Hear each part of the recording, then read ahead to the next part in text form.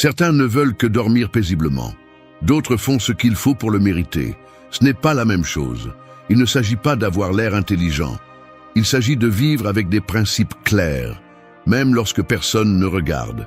Peu importe combien tu parles de valeur, si, au moment de fermer les yeux, tu sais que tu as échoué sur l'essentiel. C'est là que la plupart trébuchent. Ils veulent la sérénité, mais évitent le travail quotidien qui consiste à se regarder sans excuse. Dans la pénombre de la chambre, certains repassent mentalement chaque décision de la journée, ressentant le poids des mots non prononcés et des actes inachevés. L'insomnie arrive sous le masque des remords, la promesse rompue à un collègue, le mensonge insignifiant lâché par habitude, l'aide omise quand il aurait fallu agir. L'horloge numérique avance, les minutes s'étirent tandis que l'esprit insiste pour se rappeler ce qu'on a évité d'affronter. D'autres, au contraire, ferment la porte, éteignent la lumière et le silence est total. Aucun sursaut en se retournant dans le lit. Aucun sursaut en entendant l'écho de sa propre voix dans l'obscurité. Les draps pèsent juste ce qu'il faut, la respiration se régule et le sommeil arrive sans résistance. Le prix de cette tranquillité n'est pas visible en public. Il se paie dans les petits gestes ignorés, dans les conversations tendues, dans le regard fuyant de celui qui sait qu'il n'a pas fait ce qu'il fallait. Reste jusqu'à la fin, car la dernière technique est la plus difficile à accepter et celle qui sépare celui qui se repose vraiment de celui qui ne fait qu'éteindre la lumière. Si cela résonne en toi, abonne-toi. Règle numéro 1. Tiens tes promesses dans la journée. Honorer tes engagements, élimine les remords nocturnes. Ton problème, ce n'est pas l'insomnie, c'est l'incohérence entre ce que tu dis et ce que tu fais. L'erreur, c'est de croire que tu dormiras en paix si tu remets à demain ce que tu avais promis d'accomplir aujourd'hui. Le remords nocturne ne vient pas de l'extérieur, il est le résultat de tes propres manquements. La règle est simple, si tu engages ta parole, ta journée doit se terminer avec cet engagement honoré. Le stoïcisme le dit clairement. La tranquillité nocturne est le reflet de la discipline du jour. Si tu laisses des choses en suspens, si tu repousses des tâches ou évites des conversations nécessaires, l'esprit ne trouve pas de repos. Il s'active, défilement des excuses, inventaire des choses à faire et cycle d'autocritique. Le repos n'est pas possible là où règne l'incohérence. Celui qui dort mal, bien souvent, n'a pas besoin d'un autre oreiller mais d'une autre conduite. Imagine que tu t'engages à envoyer un rapport avant de quitter le travail, mais tu décides de le faire plus tard.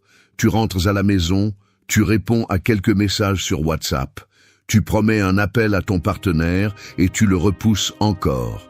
Tu te couches, mais la tête ne s'éteint pas. Tu repasses ce que tu n'as pas fait, ce qui reste en suspens, ce que tu avais promis de faire mais que tu n'as pas tenu. Le sommeil te fuit parce que ta parole n'a pas eu assez de poids pendant la journée. Ce n'est pas de la malchance, c'est un manque de discipline. Et il y a plus. Le lendemain matin, l'effet s'amplifie. Tu te lèves avec le corps tendu, les épaules alourdies d'une fatigue que le café ne dissipe pas. Dans le miroir, la marque de la nuit se lit dans les cernes et l'expression éteinte. Le rapport n'est toujours pas envoyé.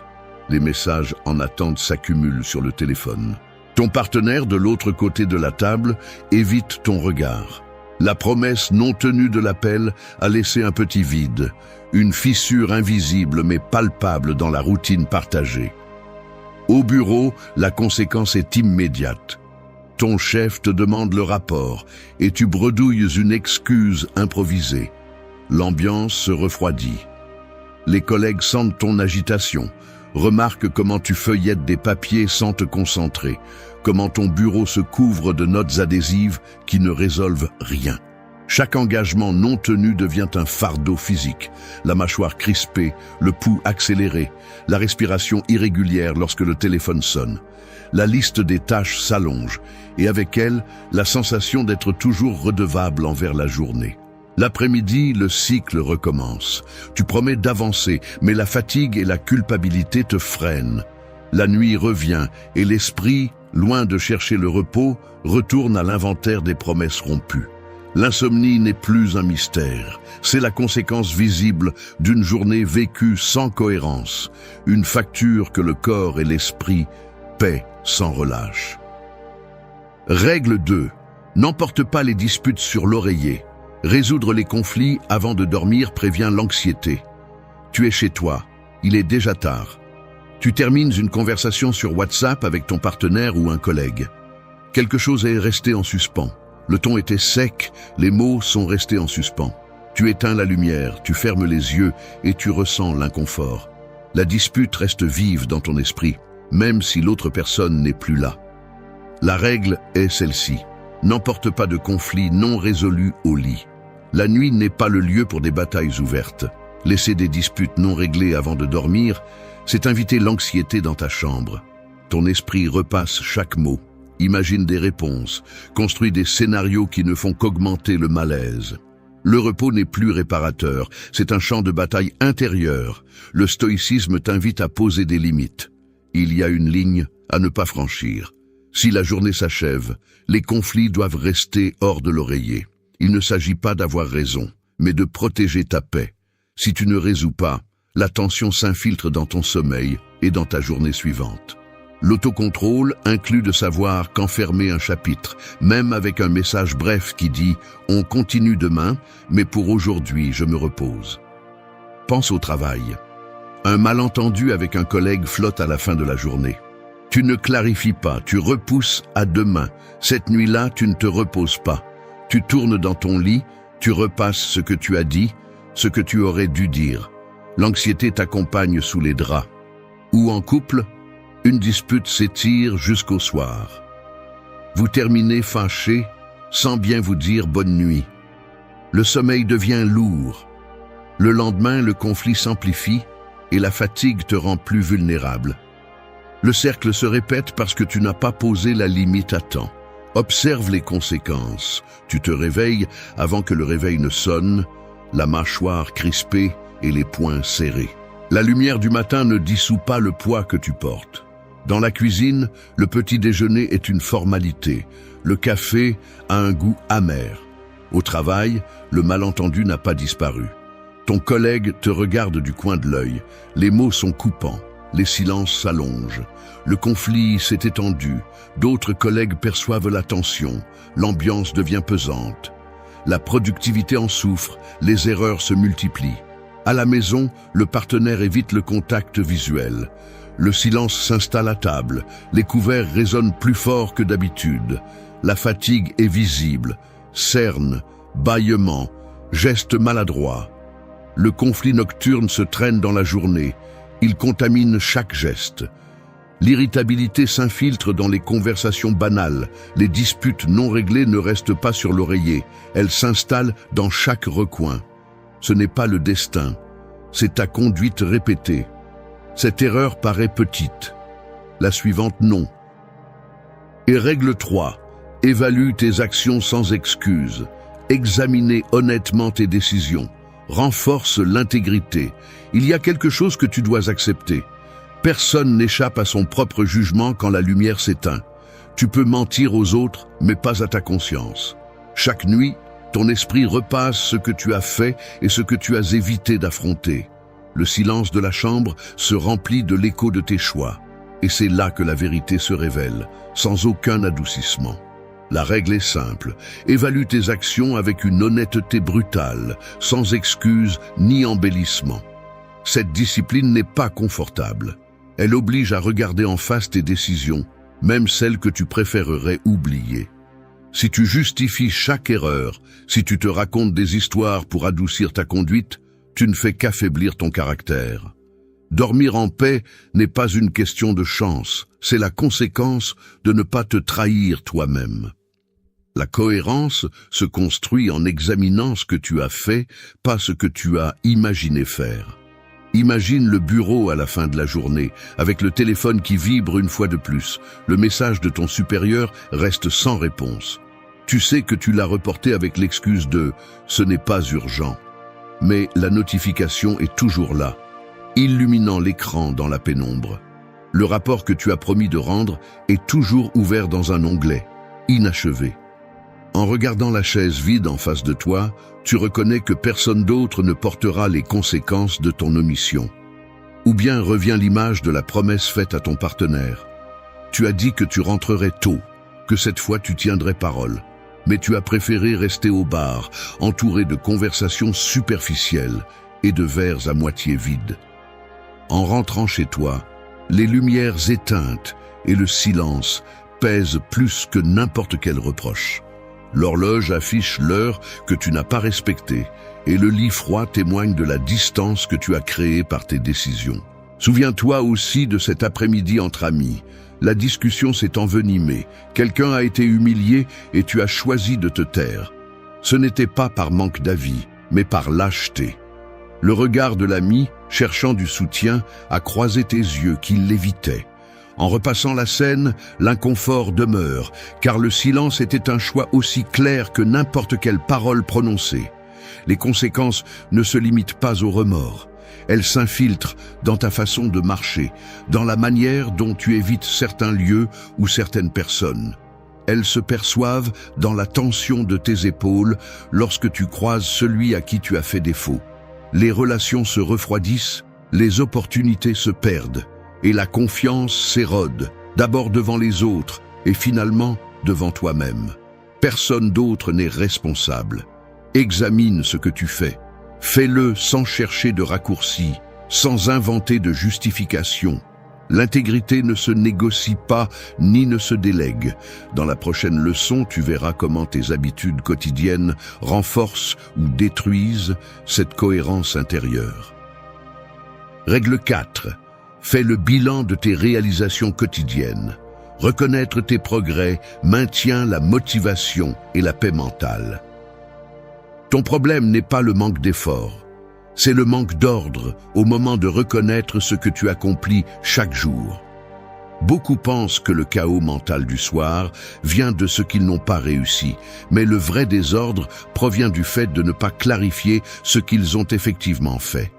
Il ne s'agit pas de grandes victoires, mais d'avoir la discipline d'identifier les progrès, aussi petits soient-ils. La règle est simple. Chaque soir, fais un bilan réaliste de tes réalisations quotidiennes. Sans cette habitude, ton esprit reste piégé dans la sensation de dette et de tâches inachevées. Le résultat, c'est l'anxiété, l'insomnie et une motivation qui s'érode lentement. Le stoïcisme ne te demande pas d'ignorer tes erreurs, mais il exige que tu comptes tes avancées avec la même rigueur. Quand tu mets de l'ordre dans ta journée, tu structures ton esprit et tu empêches le chaos de l'autocritique de te poursuivre jusqu'à l'oreiller. Pense-y de façon concrète. Tu termines ta journée de travail et la seule chose que tu te répètes, c'est ce qui manque, le message que tu n'as pas envoyé, la tâche restée en suspens. Mais tu oublies que tu as résolu des conflits, respecté des délais et maintenu ta discipline sur l'essentiel. Tu vas à la salle de sport et tu ne vois que le poids que tu n'as pas réussi à soulever, pas le fait d'y être allé et d'avoir suivi ta routine. En couple, tu te concentres sur la dispute et tu oublies que tu as su écouter avant de réagir. Ainsi, ton esprit se remplit de bruit, pas d'ordre. La responsabilité t'appartient. Personne d'autre ne va reconnaître tes progrès quotidiens à ta place. Si tu ne prends pas l'habitude de mettre de l'ordre dans tes réalisations, la sensation de vide et de frustration deviendra la norme. Le résultat te montre la vérité. Et ce n'est pas tout. Observe les conséquences. Le désordre mental se répercute dans le physique. Tu dînes devant la télévision, tu goûtes à peine la nourriture, tu ne te souviens même plus de son goût. Tu te couches et la chambre devient le prolongement de ta tête. Vêtements jetés, téléphone vibrant sur la table de nuit, lumière bleue filtrant sous la porte. Tu dors mal. Tu te lèves avec la mâchoire crispée, les épaules tendues, le réveil qui sonne et la sensation d'être déjà en retard. La liste des tâches s'allonge, mais ton énergie diminue. À l'inverse, lorsque tu t'assieds à la fin de la journée et que tu notes, même sur une feuille froissée, que tu as répondu à ce courriel difficile, que tu as marché 20 minutes sous la pluie, que tu as réussi à rester silencieux quand il le fallait, l'atmosphère change. L'air devient moins lourd. Tu bois de l'eau calmement. Tu éteins la lumière et le sommeil vient plus tôt, sans le bourdonnement de l'autocritique. Au réveil, la fatigue est moindre. Le lendemain ne commence pas comme une condamnation, mais comme une suite. Fais le bilan, rends-le visible. Le désordre a des conséquences, l'ordre aussi. Règle 5. Maintiens une routine de clôture consciente. Répéter des rituels nocturnes organise l'esprit et facilite le repos. Cesse de sous-estimer le pouvoir de tes derniers instants avant de dormir. Ne permets pas que l'improvisation et le désordre gouvernent ta nuit. Si tu laisses ta routine du soir se dissoudre, tu ouvres la porte à l'anxiété et à l'insomnie. La règle est simple, termine ta journée par un rituel conscient et ordonné, chaque jour, sans aucune exception. Une clôture régulière n'est pas un luxe, c'est une nécessité. Le stoïcisme enseigne que l'esprit a besoin de signaux clairs pour se déconnecter du bruit et se préparer au repos.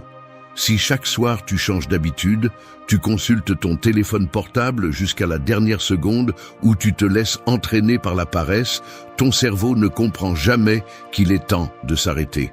Le résultat, tu dors mal, tu te réveilles fatigué et tu répètes le même cycle. La discipline du soir n'est pas négociable. Si tu la brises, tu en paies le prix dans ton énergie, ta patience et ta clarté mentale le lendemain. Regarde ton propre cas. Tu rentres à la maison, tu dînes devant la télévision, tu réponds aux messages WhatsApp sans filtre, tu passes d'une vidéo à l'autre, et quand le sommeil t'emporte, tu éteins brusquement la lumière. Il n'y a pas d'ordre, pas de signal de clôture, juste une coupure abrupte. Le lendemain, tu te plains de ne pas avoir bien dormi, mais tu répètes exactement la même chose, ou au travail. Tu termines ta journée sans vérifier les tâches en attente ni planifier le lendemain.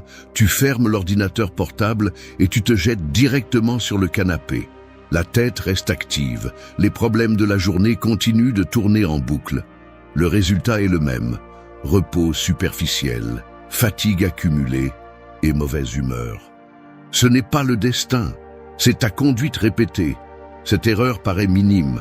La suivante ne l'est pas. Regarde les conséquences visibles. L'insomnie ne tarde pas à se manifester. Des tours et des détours dans le lit, l'horloge qui affiche 2 heures du matin, la lumière du téléphone portable qui éclaire ton visage dans l'obscurité. Tu te lèves avec les paupières gonflées, la peau terne, des gestes maladroits. Le café du matin ne suffit pas.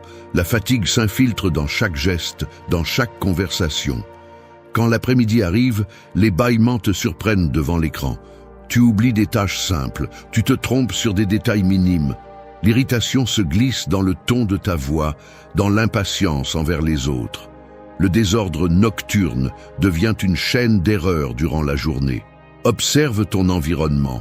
La tasse sale sur la table de nuit, les vêtements jetés sur la chaise, la notification non lue qui ne te laisse pas tranquille. Le corps en souffre. Maux de tête, tension dans la mâchoire, dos raide. L'esprit, incapable de distinguer la fin de la journée du début du repos, reste prisonnier du bruit du jour. Le résultat est visible. Liste de tâches inachevées, disputes inutiles, une humeur sombre qui s'étire jusqu'au week-end. Il n'y a pas de mystère. La clôture consciente n'est pas optionnelle. Si tu ne l'imposes pas, le désordre s'imposera à toi. Règle 6. N'aie pas peur d'admettre tes fautes intérieures. Reconnaître tes erreurs évite les charges émotionnelles la nuit.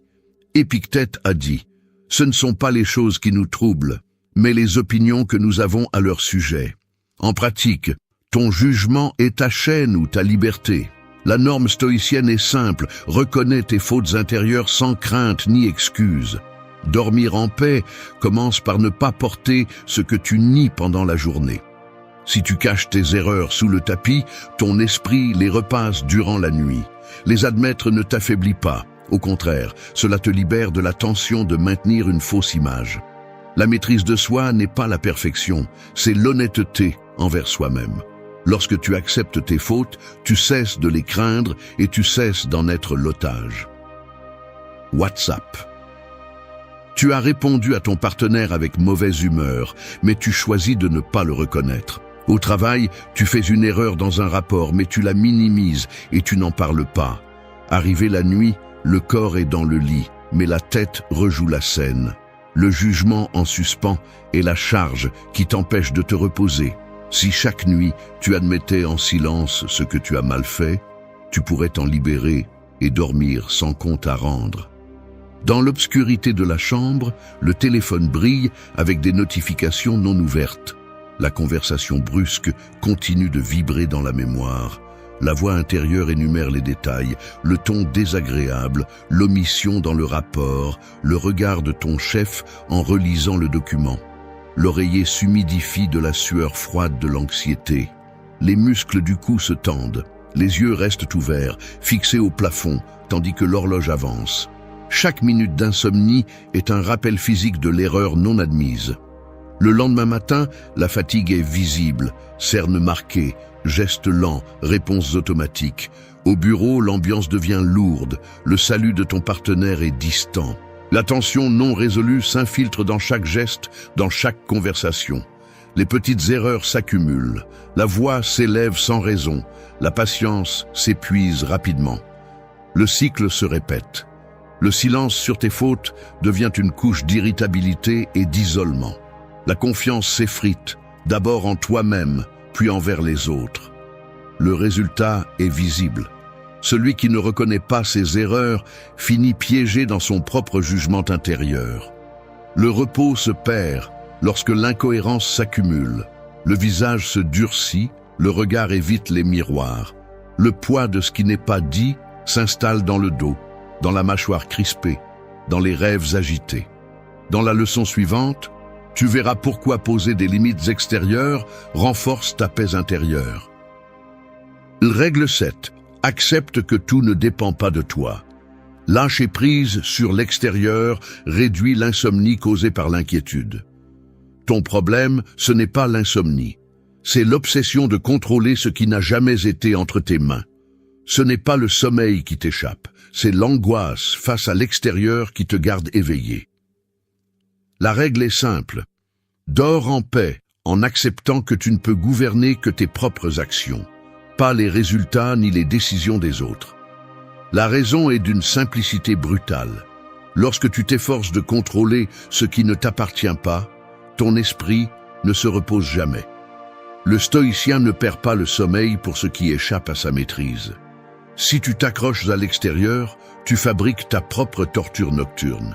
L'inquiétude est le prix à payer pour l'illusion du contrôle.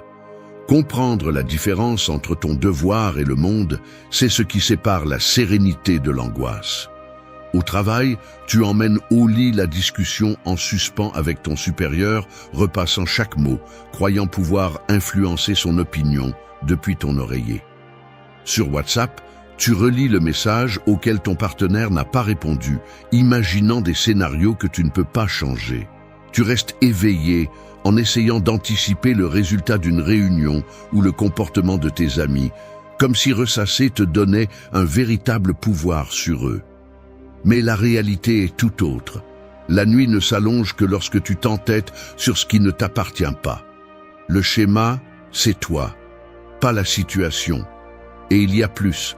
La conséquence se déploie sous tes yeux à chaque aube. Tu te lèves pour aller aux toilettes, lumières allumées, l'horloge affiche 3h17. Le silence de l'appartement n'est troublé que par le bourdonnement du réfrigérateur et le craquement du bois sous tes pas. Tu fixes le plafond, les yeux grands ouverts, le corps raide sur les draps froissés. Dans la pénombre de la chambre, le téléphone brille à côté, tentant, attendant une nouvelle vérification inutile de messages qui n'arrive pas. L'insomnie se traduit par des cernes marquées, un teint cireux, un léger tremblement dans les mains lorsque tu tiens la tasse de café à l'aube. Au bureau, tu bâilles devant l'écran, le curseur clignotant pendant que ton esprit se fige sur la même phrase. Les collègues commentent ton apparence, demandent si tout va bien. La fatigue ralentit tes réponses, tu t'irrites facilement, la tension s'accumule dans les épaules, la nuque, la mâchoire crispée. Ta productivité s'érode. Les tâches prennent du retard parce que ta tête reste absorbée par des conflits extérieurs, par des futurs que tu ne peux pas écrire. À la maison, l'ambiance devient pesante. Les conversations perdent leur naturel. Tes réponses sont sèches. Tes enfants t'observent avec prudence. L'insomnie ne te prive pas seulement de repos. Elle fait de toi une version fatiguée et distante de toi-même. Le cercle vicieux se perpétue chaque nuit où tu refuses de lâcher prise sur ce qui n'a jamais été à toi. La réalité s'impose. Ce n'est que lorsque tu cesses de surveiller l'extérieur que la nuit redevient nuit et le sommeil, un territoire possible. Règle 8. Ne te cache pas de ta conscience. Regarder en face tes incohérences est la seule porte vers la paix nocturne. Fais ceci. Éteins la lumière, ferme les yeux et demande-toi si aujourd'hui tu as été cohérent avec ce que tu dis être. N'échappe pas. Ne couvre pas le bruit avec des distractions. N'invente pas d'excuses pour dormir tranquille. La clé stoïcienne est brutale. Si tu vis chaque jour en trahissant tes principes, aucun oreiller ne t'apportera la paix. Bien dormir n'est pas une question de fatigue physique, mais d'une conscience en ordre. Tu peux tromper tout le monde pendant la journée, mais la nuit, ta conscience te présente la facture. L'auto-illusion est confortable jusqu'à ce qu'elle devienne insupportable. Chaque incohérence que tu tolères devient un poids invisible qui te vole le sommeil. Et il ne part pas tout seul, il s'accumule. Il n'y a pas de vrai repos pour celui qui sait, au fond de lui, qu'il vit un mensonge. Dormir en paix est un privilège réservé à celui qui a le courage de se regarder en face et de corriger, non à celui qui se cache derrière des justifications. Au travail, tu fais des promesses que tu sais que tu ne tiendras pas. Tu envoies des messages sur WhatsApp promettant que tu vas changer, mais tu restes exactement le même. Avec ton partenaire, tu fais semblant d'être honnête tout en cachant ce que tu penses ou fais réellement. À la salle de sport, tu dis que tu es engagé, mais tu cherches des raccourcis et tu te mens avec des excuses. À la fin de la journée, personne d'autre ne le remarque. Mais toi, tu le sais. Et cette connaissance t'enlève le sommeil, même si tu le nies. Les conséquences ne tardent pas à se manifester. Tu regardes le plafond dans l'obscurité, incapable de trouver une position confortable. Tu changes de côté, tu sens le matelas devenir hostile, le drap t'étouffe. La chambre est silencieuse, mais ton esprit répète les scènes de la journée. Ce mensonge que tu as lâché en réunion, le message auquel tu as évité de répondre, la promesse rompue que personne ne t'a reproché, mais qui est restée en suspens. Dehors, la ville dort. Dedans, l'insomnie te gratte la gorge. Avec le temps, la fatigue se marque sur ton visage. Des poches sous les yeux, un regard terne, des réponses brèves le matin. Le café ne suffit pas à masquer l'irritabilité. Tu deviens impatient avec tes enfants, distant avec ton partenaire, fuyant au travail. Le moindre contretemps te met hors de toi. Tes relations se fissurent, de petites disputes deviennent habituelles. Le silence remplace les longues conversations. Personne ne te demande ce qui se passe. Ils devinent qu'il y a un problème, mais ils ne savent pas lequel. La vraie raison s'écrit sur ta peau, dans la façon dont tu évites les miroirs et accélères le pas en passant dans les couloirs éclairés. La vérité qui dérange, le problème se trouve dans ton miroir. Tu peux continuer à accuser le stress, l'insomnie, la vie moderne, mais la cause réelle est dans ton manque de cohérence. Le respect de soi et la paix nocturne ne s'achètent pas. Ils se construisent avec des actions justes, jour après jour. Ce que tu n'arranges pas pendant la journée te poursuit la nuit. Et personne ne peut bien dormir en fuyant devant soi-même. Si chaque soir tu es capable de regarder en arrière, sans fuir tes erreurs, sans te cacher de tes promesses brisées, sans justifier ce que tu n'as pas fait, alors tu n'es pas seulement quelqu'un qui dort en paix. Tu es le genre de personne qui vit avec intégrité, même lorsque personne ne regarde. Tu n'es pas celui qui cherche des excuses dans l'oreiller, ni celui qui se couche en espérant que demain effacera ce qu'il n'a pas affronté aujourd'hui. Si tu oses examiner tes actes, clôturer ta journée avec honnêteté, tu es quelqu'un qui ne se cache pas de sa conscience. C'est cela qui distingue celui qui se contente de survivre de celui qui construit réellement son caractère. Car dormir tranquille n'est pas une récompense. C'est le reflet de ce que tu es lorsque personne ne t'observe et que seule ta conscience te répond. Dis-moi en commentaire laquelle de ces règles tu trouves la plus difficile à respecter. Si cela t'a été utile, abonne-toi. C'est cela qui te définit. Vous accrochez-vous à des personnes ou à des situations, espérant désespérément un changement, mais ne trouvez que plus de frustration et de douleur. Et si je vous disais qu'il existe une manière de lâcher l'encre émotionnelle qui vous maintient coincé et de commencer un véritable voyage de croissance personnelle? Dans cette vidéo, vous découvrirez comment libérer votre vie de l'attachement émotionnel qui vous empêche d'avancer et comment vous pouvez transformer votre chemin vers l'avant. En nous inspirant de la sagesse du philosophe stoïcien Marc Aurèle, nous vous montrerons des principes pratiques et efficaces pour laisser derrière vous ce qui ne vous sert plus et rediriger votre énergie vers ce qui compte vraiment. Êtes-vous prêt à lever cette ancre et à naviguer vers une vie plus épanouie et consciente, pleine de paix intérieure et de développement personnel authentique? Rejoignez-nous et découvrez comment faire le premier pas vers votre liberté émotionnelle et votre croissance personnelle. Allons-y. Principe numéro 1. Prendre soin de soi-même vous aidera énormément. Dans le parcours consistant à apprendre à se distancer émotionnellement des situations ou des personnes qui ne nous apportent plus de bénéfices, le soin de soi devient notre plus grand allié. Au-delà d'une simple routine, l'auto-soin est un acte de reconnexion avec soi-même, un engagement à nourrir et à renforcer à la fois notre corps et notre esprit. Imaginez votre bien-être comme un jardin secret, un espace intime qui reflète votre essence. Pour que ce jardin prospère, il a besoin d'attention et du bon type de soins. Pensez à votre alimentation comme les racines de ce jardin. Ce que vous choisissez de consommer, tant en aliments qu'en pensée, influence directement sa santé et sa vitalité. Lorsque vous prenez soin des racines, tout le jardin se nourrit, et il en va de même pour vous. En nourrissant votre corps et votre esprit avec ce dont vous avez vraiment besoin, vous créez une base solide pour votre bien-être général. L'exercice physique régulier joue également un rôle crucial dans les soins personnels. Au-delà de ses avantages physiques évidents, l'exercice est un moyen éprouvé de réduire le stress et d'améliorer la santé mentale. Des activités telles que la marche, le yoga, la course ou l'entraînement avec des poids aident à libérer des endorphines qui sont des hormones qui améliorent votre humeur. En incorporant l'exercice dans votre routine quotidienne, vous vous préparez mieux à gérer les tensions émotionnelles et à maintenir une perspective plus équilibrée. Un repos adéquat est un autre élément essentiel du soin de soi. Bien dormir est important non seulement pour la santé physique, mais aussi pour la santé mentale.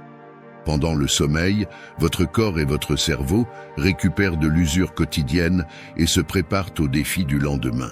S'assurer que vous dormez suffisamment chaque nuit est fondamental pour maintenir un équilibre émotionnel et un esprit clair. Adopter ces pratiques de soins personnels vous permet de construire une base solide de résilience émotionnelle. En donnant la priorité à votre bien-être, vous créez un espace pour l'auto-réflexion et une compréhension profonde de vos émotions, ce qui vous aide à prendre des décisions plus éclairées sur ce à quoi vous accrochez et ce qu'il faut lâcher dans votre vie. Cela est crucial pour apprendre à se distancier émotionnellement des situations ou des personnes qui ne contribuent plus à votre bien-être. Établir et maintenir des limites personnelles est en fin de compte une marque de respect envers soi-même. Ce n'est pas un acte d'égoïsme, mais une nécessité fondamentale pour votre développement personnel et émotionnel. Lorsque vous vous donnez la priorité, non seulement vous améliorez votre relation avec vous-même, mais vous renforcez également la base de toutes les relations dans votre vie. En favorisant un environnement plus sain et plus équilibré pour vous et ceux qui vous entourent. Principe numéro 2. Consacrer du temps à l'introspection et à la clarté mentale.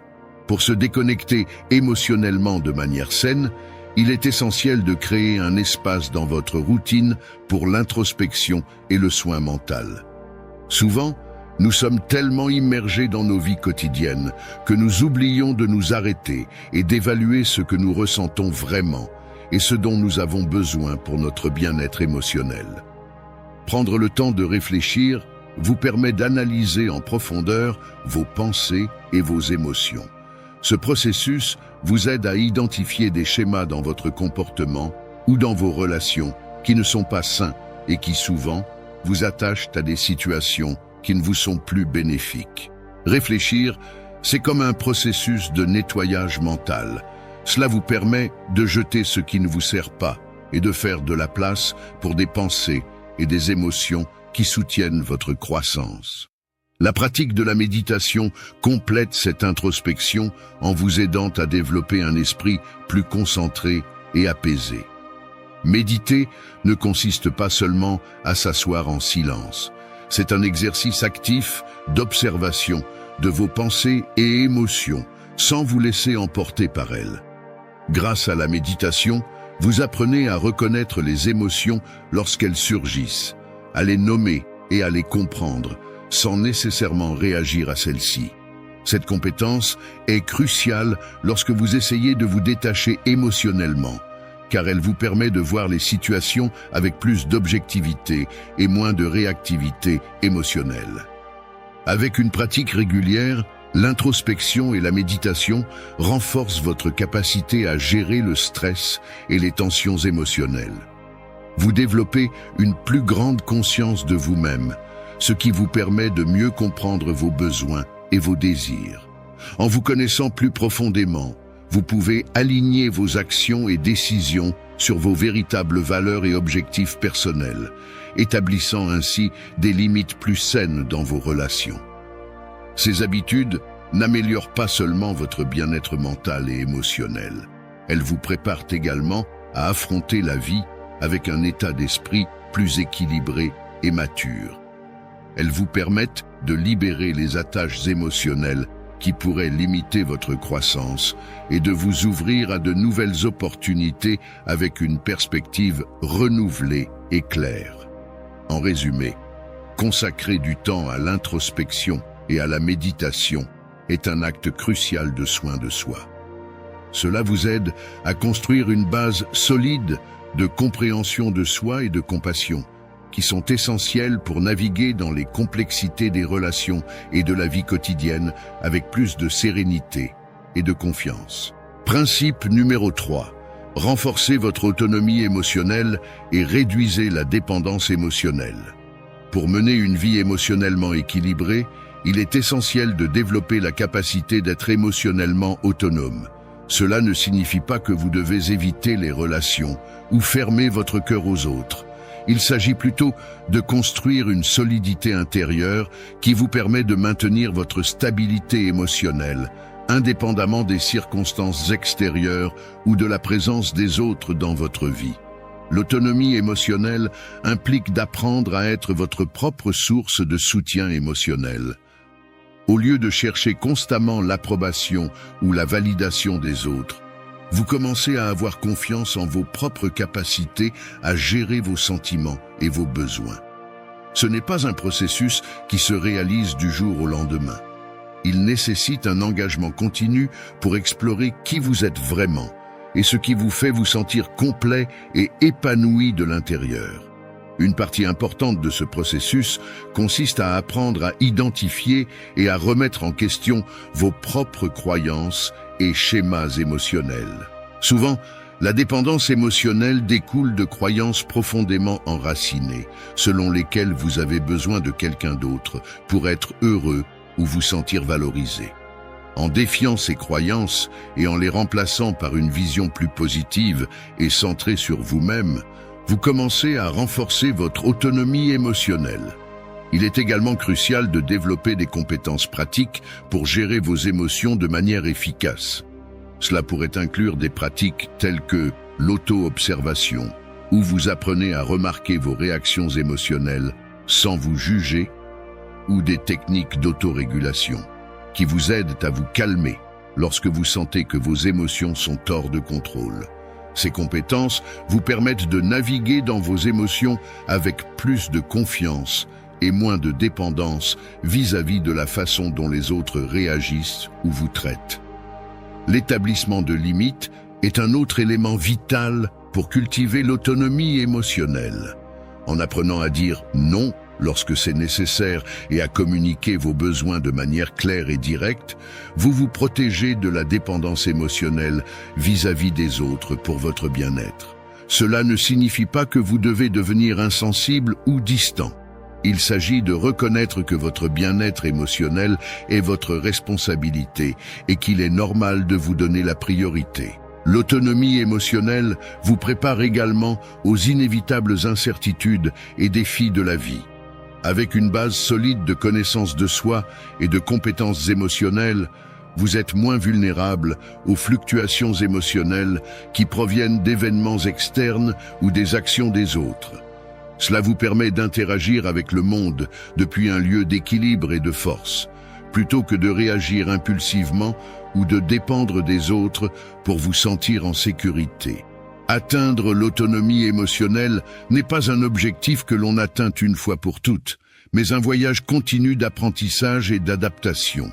Plutôt que de chercher un point final, il s'agit de construire une vie où votre bien-être ne dépend pas des hauts et des bas externes.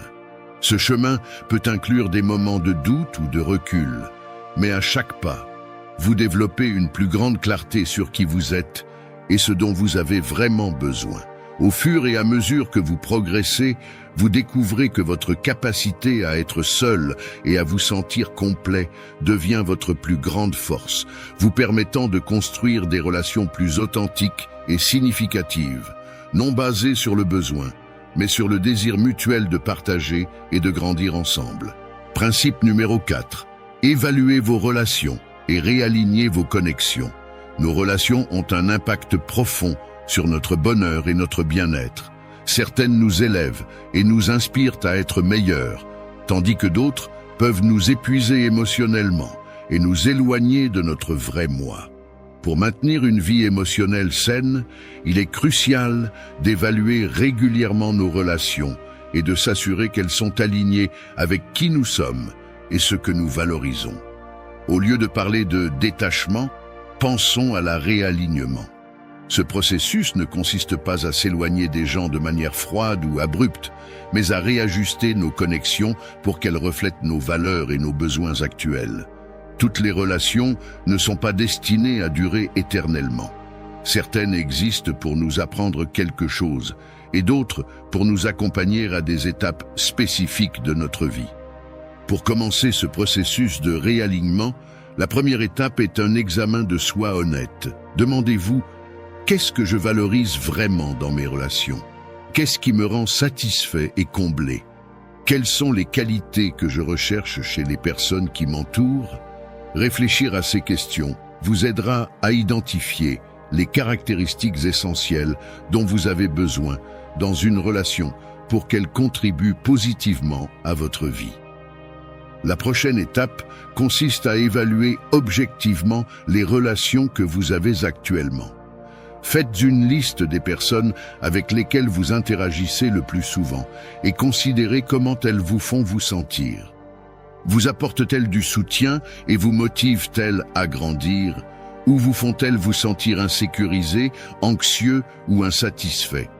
Cet exercice vous permettra de voir plus clairement quelles relations renforcent votre bien-être et lesquelles pourraient entraver votre progression. Au fur et à mesure que vous effectuez cet inventaire émotionnel, il est également important de reconnaître vos propres schémas de comportement. Parfois, la façon dont nous nous comportons dans une relation peut contribuer à sa négativité. Demandez-vous si vous faites votre part pour que la relation soit positive et mutuellement bénéfique. Si ce n'est pas le cas, pensez aux changements que vous pourriez apporter pour l'améliorer. Une fois que vous avez identifié les relations qui ne sont pas alignées avec vos valeurs et vos besoins, il est temps de prendre des décisions conscientes. Cela ne signifie pas que vous devez couper tous les liens immédiatement, mais vous pouvez commencer à établir des limites plus claires. Cela peut impliquer d'avoir des conversations ouvertes et honnêtes sur vos besoins ou de réduire progressivement le temps et l'énergie que vous consacrez à certaines personnes. Dans certains cas, il peut être nécessaire de prendre du recul complètement pour préserver votre bien-être émotionnel. Le processus de réalignement des relations peut être difficile, mais il est aussi incroyablement libérateur. En créant un cercle social qui reflète vos valeurs et soutient votre croissance personnelle, vous vous ouvrez à des relations plus significatives et enrichissantes. Ce processus non seulement améliore votre bien-être émotionnel, mais vous permet également de vivre de manière plus authentique et en paix avec vous-même. Rappelez-vous que les relations sont un reflet de vous-même. Lorsque vous vous entourez de personnes qui apprécient et respectent qui vous êtes, vous vous donnez l'opportunité de grandir et de prospérer dans un environnement qui vous nourrit vraiment. Réaligner vos connexions n'est pas un acte d'égoïsme, mais de respect de soi. C'est une étape essentielle vers la construction d'une vie pleine de sens, d'authenticité et de bonheur. Principe numéro 5. Maîtriser l'art de la gestion émotionnelle. Dans la vie, nous faisons tous face à des situations hors de notre contrôle. Un changement imprévu au travail, une relation qui ne se déroule pas comme prévu, ou même la météo qui vient gâcher nos plans. Affronter ces défis sans se laisser emporter émotionnellement est une compétence fondamentale. C'est là qu'intervient la gestion émotionnelle. Au lieu de laisser les circonstances extérieures déterminer notre bien-être, apprendre à gérer nos émotions nous donne le pouvoir de rester centré et équilibré. Cela ne signifie pas ignorer nos sentiments ou devenir insensible. Il s'agit plutôt de développer un état d'esprit qui nous permet de répondre à la vie avec clarté et détermination, sans être emporté par chaque événement imprévu. Un outil essentiel dans cette gestion est de faire la distinction entre ce que nous pouvons contrôler et ce que nous ne pouvons pas. Imaginez que votre vie est un plateau de jeu. Sur ce plateau, il y a des pièces que vous pouvez déplacer, comme vos pensées, vos actions et vos décisions. Mais il y a aussi des pièces qui sont hors de votre contrôle, comme les décisions des autres ou les événements fortuits. En concentrant votre énergie sur les pièces que vous pouvez déplacer, vous devenez plus efficace et proactif dans votre vie. La première étape pour améliorer votre gestion émotionnelle est d'identifier ces éléments contrôlables. Demandez-vous, quels sont les domaines de ma vie où j'ai vraiment le pouvoir de changer quelque chose? Que puis-je faire maintenant pour améliorer ma situation, même si ce n'est qu'un petit pas? En clarifiant cela, vous pouvez commencer à prendre des décisions plus alignées avec vos objectifs et vos valeurs. L'étape suivante consiste à apprendre à accepter ce que vous ne pouvez pas changer. Cela ne signifie pas se résigner à une vie passive, mais plutôt comprendre que lutter contre l'inévitable ne fait que gaspiller votre énergie et vous laisse épuiser. À la place, canalisez cette énergie vers des domaines où vous pouvez vraiment faire une différence. L'acceptation n'est pas un acte de capitulation, mais une stratégie intelligente pour conserver votre énergie émotionnelle. La gestion émotionnelle implique également de développer la capacité d'apprendre de chaque expérience. Au lieu de voir les défis comme des échecs ou des coups de malchance, considérez-les comme des opportunités de grandir et d'apprendre. Demandez-vous, qu'est-ce que je peux apprendre de cette situation? Comment puis-je utiliser cette expérience pour devenir plus fort et plus sage à l'avenir? Ce changement de perspective vous aide non seulement à faire face à l'adversité avec plus de grâce, mais vous permet également de voir chaque moment comme une occasion de vous améliorer. Enfin, il est crucial de pratiquer l'autoréflexion régulière. Prendre le temps chaque jour pour réfléchir à vos réactions et émotions vous aidera à mieux comprendre vos schémas émotionnels et à faire des ajustements lorsque cela est nécessaire. Pourquoi avez-vous réagi d'une certaine manière face à une situation? Comment pourriez-vous répondre différemment la prochaine fois? Cette introspection continue vous permet d'affiner votre capacité à gérer vos émotions et à naviguer dans la vie avec plus de confiance et de sérénité. Rappelez-vous, la gestion émotionnelle n'est pas quelque chose qui s'apprend du jour au lendemain. C'est un processus continu d'auto-évaluation, d'apprentissage et d'ajustement. Mais en maîtrisant cet art, vous devenez le véritable capitaine de votre vie, capable de gérer n'importe quelle tempête avec un esprit clair et un cœur tranquille. Principe numéro 6. Embrassez le changement comme une partie fondamentale de la vie. La vie est pleine de changements constants, allant de petits ajustements à des transformations drastiques. Accepter que rien n'est permanent peut changer notre façon d'aborder nos expériences et nos relations. Tout est en constante évolution. Amitié, circonstances, pensées et sentiments. Accepter ce flux naturel montre une maturité émotionnelle et une grande sagesse. La peur du changement provient de notre besoin de stabilité et de contrôle. Nous nous accrochons à ce qui est familier pour nous sentir en sécurité, mais cela peut freiner notre croissance et notre capacité d'adaptation. En acceptant le changement, nous le voyons comme un catalyseur de croissance et une opportunité d'apprendre et de nous réinventer. Se concentrer sur ce que nous pouvons contrôler, nos réponses et nos attitudes, nous aide à mieux gérer la vie. Nous ne pouvons pas éviter le passage du temps, ni les allées et venues des personnes, mais nous pouvons décider de la manière dont nous réagissons. La flexibilité et l'adaptation nous permettent de faire face aux changements avec sérénité. Pratiquer l'art de lâcher prise est essentiel. Ce n'est pas le changement qui nous coûte, mais la résistance à laisser partir ce qui n'est plus là.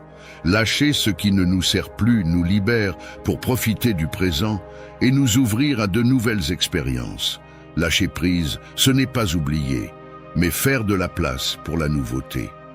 Le changement nous rappelle également notre résilience. Chaque défi auquel nous faisons face renforce notre capacité à nous adapter et à prospérer. En nous rappelant cela, nous pouvons affronter l'avenir avec plus de confiance et moins de peur. Accepter que rien n'est éternel nous permet de vivre pleinement le présent. Cela nous aide à apprécier ce que nous avons, à cesser de nous inquiéter pour l'avenir et à vivre avec intention et gratitude. Au lieu de voir le changement comme une menace, nous pouvons le voir comme une partie naturelle de la vie qui nous pousse à grandir. Principe numéro 7. Redécouvrez la source de votre bonheur. Nous croyons souvent que notre bonheur et notre valeur dépendent des autres ou des circonstances. Depuis notre plus jeune âge, on nous enseigne que notre valeur repose sur nos accomplissements, sur les personnes qui nous entourent ou sur la manière dont les autres nous perçoivent. Mais avez-vous déjà envisagé d'où provient réellement votre bonheur ? Le véritable bonheur ne se trouve pas dans ce qui est extérieur, ni dans les autres personnes. Il est en vous, dans votre capacité à vivre en harmonie avec vous-même et à vous sentir entier, quelles que soient les circonstances. Remettre en question la croyance que vous avez besoin des autres pour vous sentir précieux est essentiel.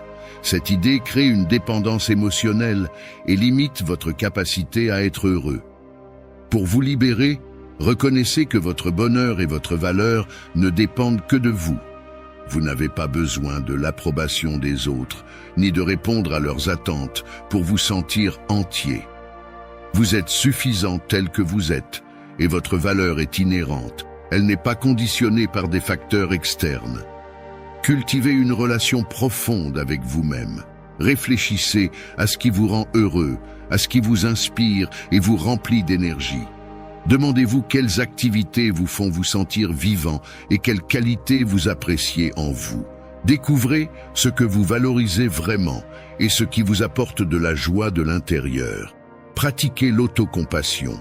Traitez-vous avec bienveillance et compréhension, comme vous le feriez avec un bon ami. Ne vous jugez pas pour ne pas être parfait, ni pour ne pas répondre aux attentes. Reconnaissez vos réussites et acceptez vos forces et vos faiblesses. Apprenez à lâcher prise sur le besoin de validation externe. Cela ne signifie pas éviter la compagnie des autres, mais plutôt que ces relations ne doivent pas être la source principale de votre bonheur. Concentrez-vous sur votre croissance et votre épanouissement personnel, et vos relations deviendront plus saines et équilibrées. Pratiquez la gratitude pour ce que vous avez déjà. Au lieu de vous concentrer sur ce qui vous manque, appréciez les bonnes choses de votre vie. La gratitude transforme votre perspective, montrant que vous avez déjà beaucoup de ce qui est nécessaire pour être heureux. Redécouvrir votre bonheur est un processus d'introspection et d'acceptation. En comprenant que votre valeur ne dépend pas de facteurs externes, vous pouvez vivre une vie plus épanouie et authentique. En trouvant ce bonheur intérieur, vous découvrez que vous êtes plus libre que vous ne l'imaginiez. Vous n'avez besoin de rien ni de personne d'autre pour vous sentir entier. Vous l'êtes déjà. Principe numéro 8. Apprenez à lâcher prise pour avancer. Nous portons tous dans notre esprit des souvenirs du passé, des moments bons et mauvais, des réussites et des échecs, des amours et des déceptions. Cependant, s'accrocher trop à ces souvenirs peut nous empêcher d'avancer et de vivre pleinement le présent. C'est comme porter un sac à dos rempli de pierres. Chaque expérience passée que nous ne laissons pas aller ajoute du poids, rendant plus difficile de progresser. Mais pourquoi est-il si difficile de lâcher prise sur le passé? La réponse réside dans notre désir naturel de stabilité et de certitude. Nous nous accrochons à ce qui est connu parce que cela nous donne une fausse impression de sécurité. Nous croyons qu'en nous agrippant à ces souvenirs, nous nous protégeons de l'inconnu et de futurs échecs ou douleurs possibles. Cependant, cette protection n'est qu'une illusion. Rester attaché au passé ne nous protège pas. Cela nous emprisonne dans un cycle sans fin de douleur et de nostalgie. Imaginez un instant que vous êtes dans une pièce sombre, tenant une bougie allumée. Cette bougie représente vos souvenirs passés, qu'ils soient bons ou mauvais. Vous vous y accrochez de toutes vos forces parce que c'est la seule chose qui vous apporte de la lumière. Mais en le faisant, vous vous brûlez aussi et vous vous empêchez de voir au-delà de ce que la petite flamme éclaire. Lâcher cette bougie ne signifie pas oublier le passé, mais ouvrir la fenêtre et permettre à la lumière naturelle de pénétrer dans la pièce, illuminant tout plus clairement et montrant un chemin plus large. Pour apprendre à lâcher prise, nous devons d'abord reconnaître ce à quoi nous nous accrochons et pourquoi. Demandez-vous, quels aspects du passé me retiennent? Pourquoi suis-je si attaché à ces souvenirs? Est-ce la peur du changement? Est-ce la peur de perdre quelque chose ou quelqu'un?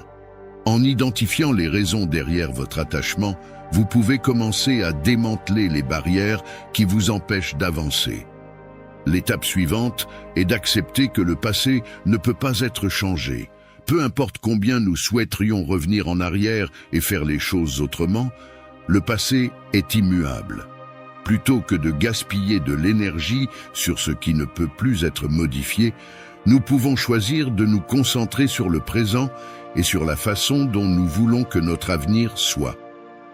Ce changement de perspective est libérateur parce qu'il nous donne le contrôle de notre vie ici et maintenant. Il est également essentiel de vous pardonner à vous-même et aux autres pour les erreurs du passé. Le manque de pardon est l'une des chaînes les plus fortes qui nous maintiennent attachés à des souvenirs douloureux. Pardonnez vos erreurs, comprenez que nous faisons tous des erreurs et que celles-ci font partie de l'apprentissage et de la croissance personnelle. De la même manière, pardonner aux autres nous libère du ressentiment et nous permet de guérir. Enfin, construisez de nouveaux souvenirs.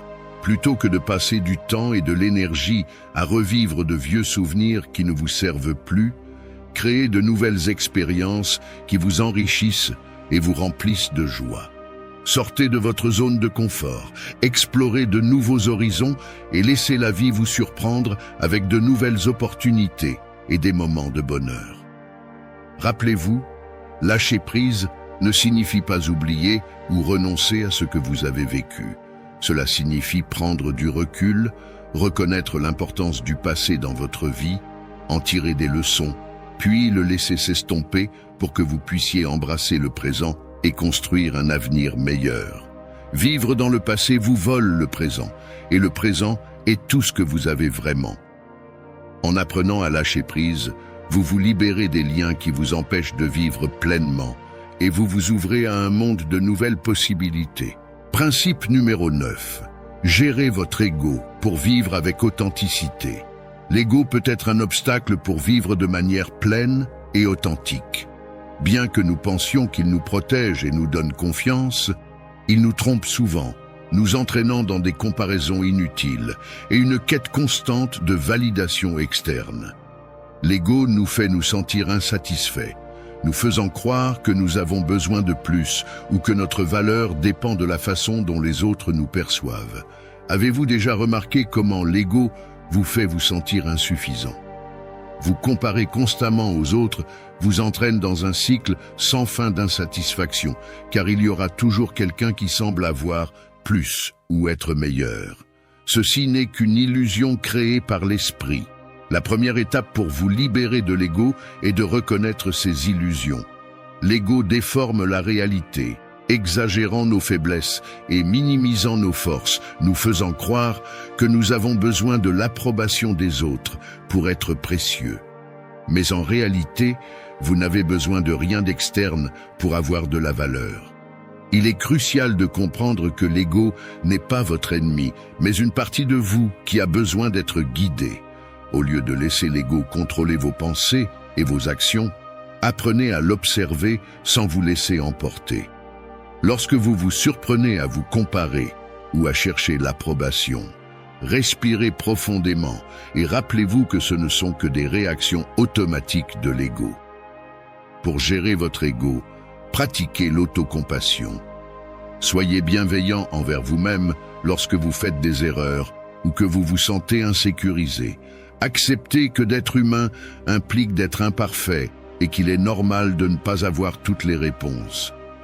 L'autocompassion réduit le besoin de vous comparer aux autres et vous aide à vous accepter tel que vous êtes. Un autre outil utile est de cultiver la gratitude. Au lieu de vous concentrer sur ce qui vous manque, appréciez ce que vous avez déjà.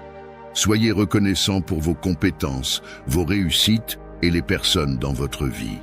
La gratitude vous aide à voir que vous êtes déjà suffisant et que votre valeur ne dépend pas de ce que les autres pensent ou possèdent. Il est également important d'apprendre à lâcher prise sur le contrôle. L'ego veut tout contrôler pour se sentir en sécurité, mais cela ne fait que créer de la frustration. Acceptez que tout ne soit pas sous votre contrôle et que ce soit bien ainsi. Lâcher prise vous libère et réduit le stress, vous permettant de vous ouvrir à de nouvelles expériences. Concentrez-vous sur votre propre croissance personnelle plutôt que de rivaliser avec les autres. Chaque personne a son propre chemin et ses propres leçons. En vous concentrant sur votre développement, vous pouvez avancer à votre propre rythme, sans la pression de la compétition. Cela vous aide à vivre de manière plus authentique et à construire des relations sincères basées sur le respect mutuel. Rappelez-vous, gérer votre ego ne signifie pas l'éliminer, mais le remettre à sa place. En étant conscient de son influence et en apprenant à travailler avec lui, vous pouvez vivre une vie plus authentique et équilibrée, libre des limitations que l'ego impose. Principe numéro 10. Reconnaître et se libérer de l'attachement émotionnel. Dans la vie, nous traversons tous des moments où nous nous sentons trop attachés à quelqu'un ou à quelque chose. Cela peut être une relation qui ne fonctionne pas, un travail qui ne nous satisfait plus ou même une idée fixe de la façon dont les choses devraient être. Cet attachement émotionnel, bien qu'il puisse sembler normal, est en réalité un signe que notre ego est en jeu, s'accrochant à un besoin de sécurité et de contrôle. Mais qu'est-ce que l'attachement émotionnel, au juste? C'est lorsque votre bien-être et votre bonheur dépendent de quelque chose d'extérieur à vous. C'est quand vous vous accrochez à quelque chose ou à quelqu'un en croyant que sans cela, vous ne pourriez pas être heureux ou vous sentir complet. Mais voici la vérité. Rien ni personne d'extérieur ne peut définir votre valeur. Vous êtes complet tel que vous êtes, sans avoir besoin de validation externe. La première étape pour se libérer de l'attachement émotionnel est de l'identifier. Reconnaître quand vous vous accrochez à quelque chose parce que votre ego vous dit que vous en avez besoin pour vous sentir précieux ou en sécurité. Cela peut être difficile au début, car nous confondons souvent l'attachement avec l'amour ou le besoin. Cependant, l'amour véritable n'a pas de conditions ni d'exigences. L'amour authentique coule librement et n'est pas lié à ce que quelqu'un d'autre fait ou dit. Une fois que vous avez identifié votre attachement, il est temps de le remettre en question. Demandez-vous, pourquoi suis-je si attaché à cela? Quelle peur sous-jacente alimente cet attachement? Souvent, l'attachement repose sur la peur de la perte ou du manque. Nous craignons que, sans cette personne ou cette chose, nous soyons moins ou incomplets. Mais c'est une illusion créée par notre ego. La peur et l'attachement nous empêchent de voir la vérité, que nous sommes complets et suffisants par nous-mêmes. Pour commencer à lâcher cet attachement, il est essentiel de déplacer votre attention de la validation externe à la validation interne. Au lieu de chercher constamment l'approbation ou l'amour des autres, commencez à vous donner l'amour et l'approbation dont vous avez besoin. Cultivez une relation saine avec vous-même, où votre estime de vous-même et votre valeur ne dépendent pas de ce que les autres pensent ou font. Un autre outil puissant pour libérer l'attachement est de pratiquer le détachement conscient. Le détachement ne signifie pas que rien ne vous importe ou que vous devenez indifférent. Cela signifie que vous permettez aux choses d'être telles qu'elles sont, sans essayer de les forcer à être d'une manière ou d'une autre. C'est accepter que vous n'avez pas de contrôle sur les actions ou décisions des autres et que c'est bien ainsi. Cette pratique vous aide à rester centré sur vous-même et à ne pas laisser le comportement des autres dicter votre bonheur. Le processus de lâcher l'attachement émotionnel implique aussi de pardonner tant aux autres qu'à vous-même.